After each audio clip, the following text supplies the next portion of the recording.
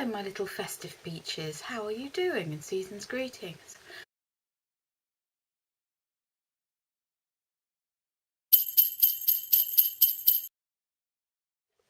Hello again, this is part 2, and Happy New Year I may add, of my festive story. This will be the concluding part, and hopefully you'll be chilling at home and enjoying New Year's Day and enjoying listening to this story.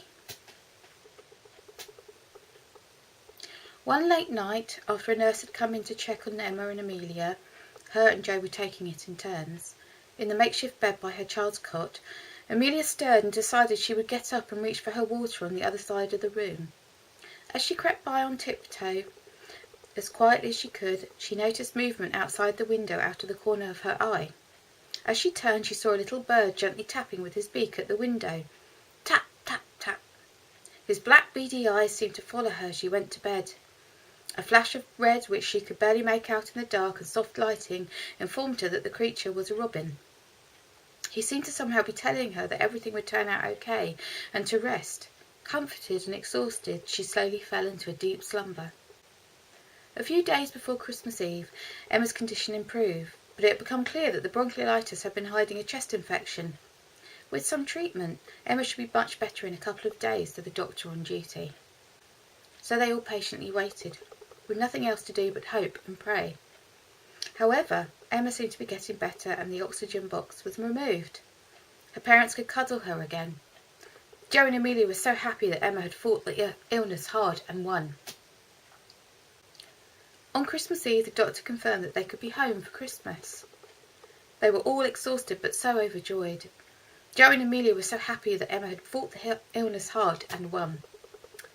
The couple bought the staff a big box of chocolates and mince pies as a thank you. They were so grateful for all that they had done for little Emma. But then Amelia remembered her cold, dark house with not even a tree. They took the long drive home, passing many houses, some full of lots of people and cars outside, some glimmering with multicoloured lights and decorations, and she felt a stab of sadness. Carols softly hummed from the radio while they both sat in tired silence, and Emma dozed in the back seat. The tree branches silhouetted against the inky night sky, and a snowy owl swooped gracefully overhead across the fields. The roads were icy, dark and unwelcoming, with snowdrifts either side, as the tyres moved swiftly along the tarmac towards their destination. Amelia unlocked the front door to their tiny, unlit home, Jo carefully cuddling their precious daughter in his arms, who was bundled up in warm clothing as light flurries of snow drifted softly to the ground, highlighting their footsteps. A feeble attempt at a quick Christmas wreath by Amelia, made from ivy, holly, cinnamon sticks, and tied together by a green ribbon, hung limply from the front door. In the gloom, even it seemed to be trying desperately hard to be remotely festive. A couple of potted cyclamen and gold pots had wilted a little from lack of watering whilst they had been away, but they were glad to be home at least, and just wanted to be tucked up inside, away from the sterile hospital environment. Suddenly the lights came on from inside, taking the weary trio by surprise. Looking around, she saw their extended family beaming at them. They had been busy. All the Christmas decorations had been put up, and in the middle of the hall was a beautiful fir tree with festive garlands, shiny baubles and tiny twinkling copper lights. Presents for Emma had been carefully wrapped and placed under it, alongside a delightful red wooden rocking horse. The beds had been freshly made with red, green and white bedding. Stockings stuffed with gifts hung from the end of each bed, and they all received advent calendars. The fridge was newly stocked with Christmas dinner and all the trimmings. The dining table was set up with napkins, plates, glasses, cutlery and beautiful crackers. Even the hearth had been swept, with a cosy log fire lighting up the wood-burning stove. Swedish angel chimes, just like the ones her late grandmother had had in her home, had been carefully placed on the coffee table and were moving with the candle flames, alongside an advent candle and a bowl of water filled with floating tea lights. The smell of freshly baked mince pies and gingerbread men wafted from the kitchen.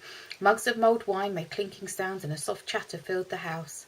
A large plate was filled with walnuts and bright orange satsumas, whilst the Christmas songs drifted softly from the radio and the candles flickered invitingly. Some people had decided to wear Christmas hats, festive jumpers and angel wings fancy dress. Even the fish tank had undergone a makeover and featured a little tree and polar bear, their satisfied caps busy eating treats from his bowl.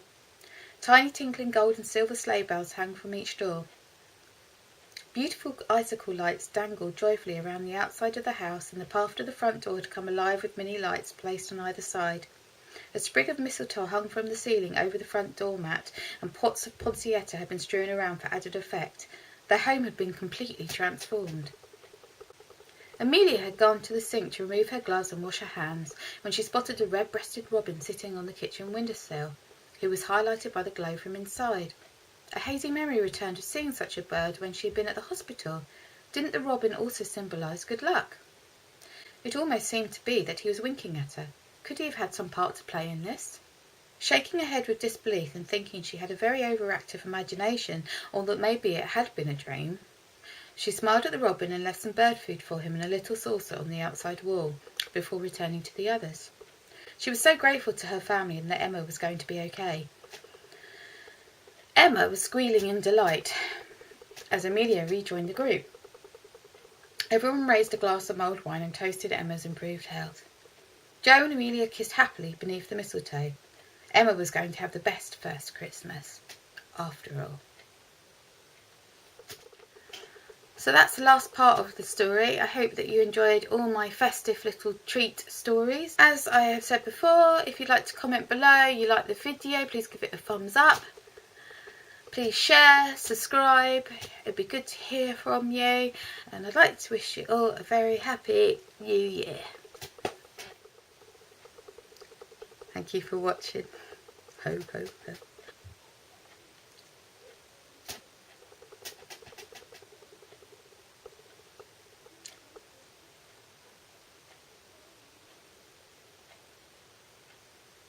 He does know that they can't hear him when he's talking to the radio. He's talking to the telly again. He knows that they can't hear him.